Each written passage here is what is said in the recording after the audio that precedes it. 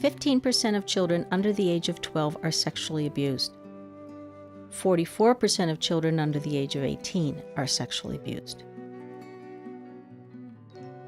When I met Jenny, a sensitive 16-year-old, she was having difficulty with school and was battling with an eating disorder that seemed to stem from childhood sexual abuse. Since Jenny was wrestling with several different things, I decided she needed an activity that would appeal to both her creative sense of beauty and at the same time give her a sense of control by creating order. The reflective circle, a unique approach to drawing mandalas, can strengthen the communication between the left and right hemispheres of the brain and bring about balance.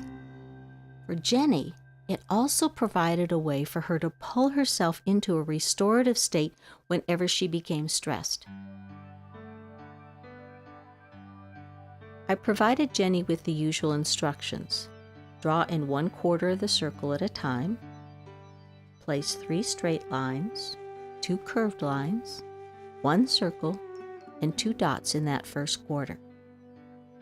When she was finished, I instructed her then to draw the mere reflection of her design in the adjoining quarter.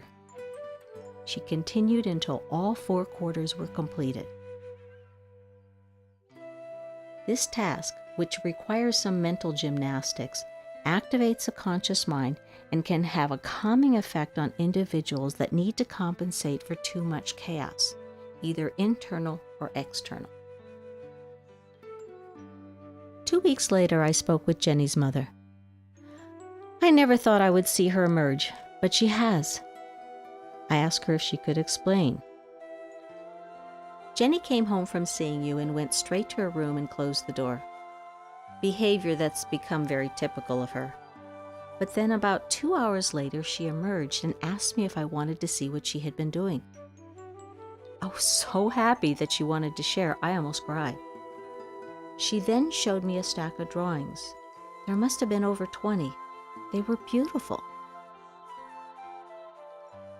I was also aware how soft and calm she was. I wanted to say something, but instead I asked her if she could tell me about the drawings. Jenny began talking, not about the drawings, but about the experience of doing the drawings, how they seemed to silence the negative chatter and dissolve this dark shadow of fear she was always running from.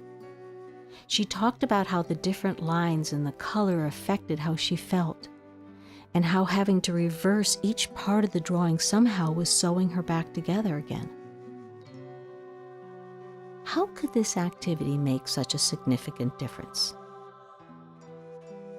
The residual scars from Jenny's childhood experience left her with an immense amount of internal chaos, which then kept her system in a constant state of fight or flight. The ordered approach to making the mandala helped Jenny rebalance her system, moving her out of stress and into her conscious mind. Since the activity requires the use of both hemispheres of the brain, repeated practice of this activity strengthened the communication between these two hemispheres. This gave Jenny a clearer and more balanced experience of herself. How could this activity help Jenny create what she believed? Since the sexual abuse had happened so long ago, Jenny's view of life and herself was distorted. The reflective circle gave her a way to stop, reflect, step out of old behavior, and activate her conscious mind. This in turn suspended the negative beliefs and images that continued to haunt her. Jenny's new and healthier image of herself helped her create the life she always believed she deserved.